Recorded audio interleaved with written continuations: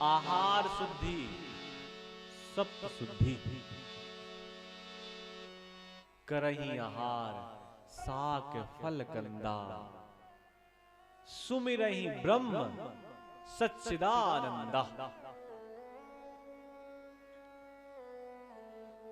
पार्वती भी जब उन्हें महादेव को प्राप्त करना था, आप जितनी देर कथा सुनिएगा इसको पूरा समझते जाइएगा, पूरी वैज्ञानिक कथा है और प्रयास करेंगे सब कुछ समझ में आएगा। पार्वती ने जब महादेव को प्राप्त करना था तो जंगल गई और वहां पर उन्होंने अपने आहार को ठीक किया।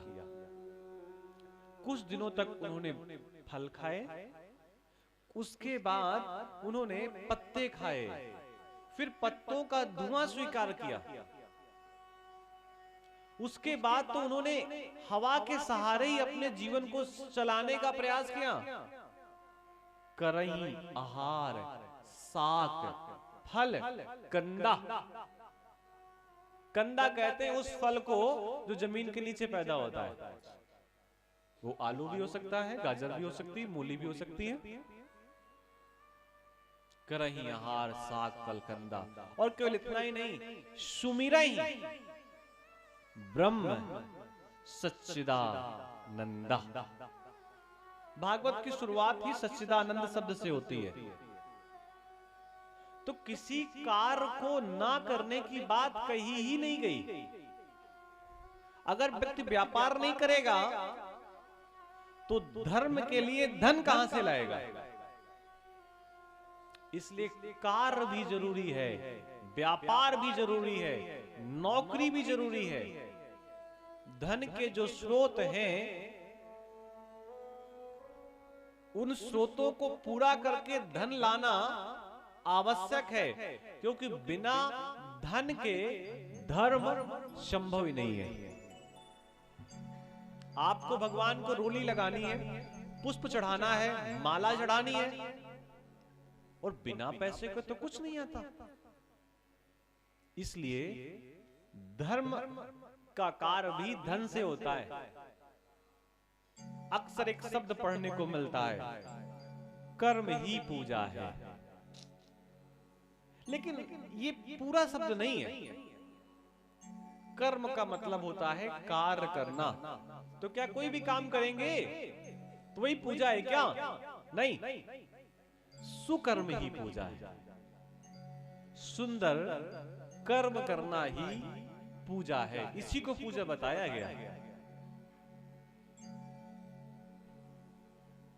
नाभि ने अपनी पत्नी के साथ यज्ञ किया और यज्ञ में ब्राह्मणों ने मंत्रों के माध्यम से नारायण को प्रकट कर दिया। इतने श्रेष्ठ मंत्र बोले ब्राह्मणों ने कि वहां पर नारायण प्रकट हो गए, भगवान प्रकट हो गए।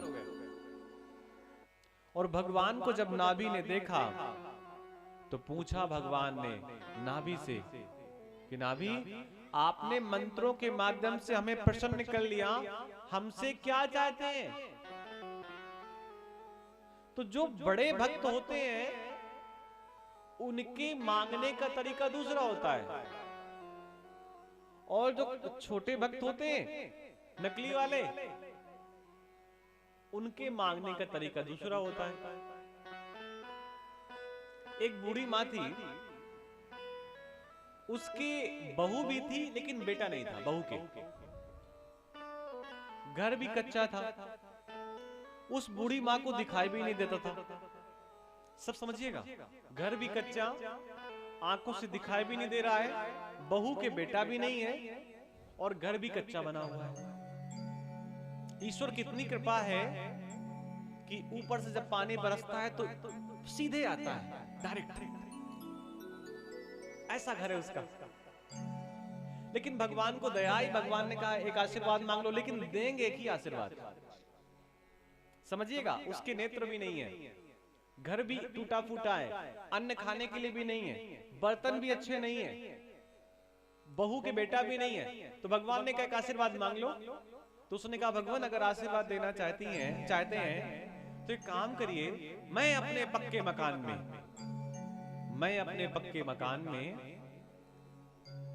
सोने की कटोरी में चांदी के चम्मच से, अगर एक ही आशीर्वाद मिला है तो एक आशीर्वाद समझिएगा, मैं अपने पक्के मकान में सोने की कटोरी में चांदी के चम्मच से बढ़िया सी खीर अपने पोते को खिलाऊं। एक ही आशीर्वाद देना है ना, तो एक आशीर्वाद दे दो। मांगा तो एक ही है ना उसने, कि मेरी एक ही इच्छा है, आंखों से भी दिखाई नहीं दे रहा है, मैं अपने बेटे के बेटे को भोजन कराऊं और आंखों से देखूं। तो ऐसे ऐसे होशियार भक्त होते, एक ही लाइन में सब बात कर दी। नाभि ने से भगवान ने पूछा कि नाभि क्या चाहते हैं, तो भागवत कथा में जैसा लिखा है इसको वैसे समझिए। जैसे किसी बहुत बड़े आदमी से ये कहा, वो कह दे कि बताओ तुम्हें क्या चाहिए, तो मांगने वाला ये कह दे कि हमें आपसे कुछ नहीं चाहिए, हमें केवल एक बोरा भूसा चाहिए। क्या चाहिए? एक बोरा भूसा।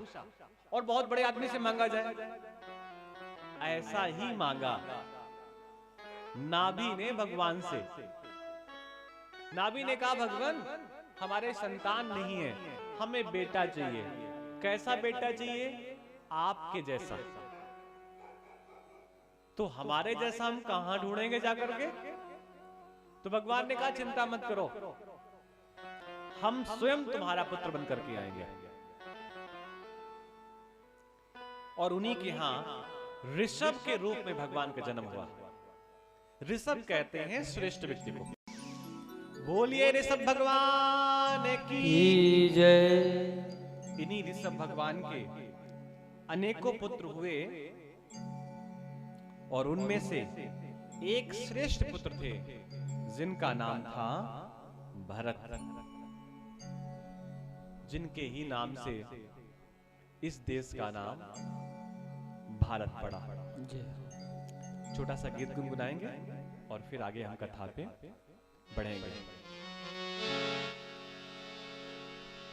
बोलिए वृंदावन बिहारी लाल की जय। लगन हरि से लगा बैठे जो हो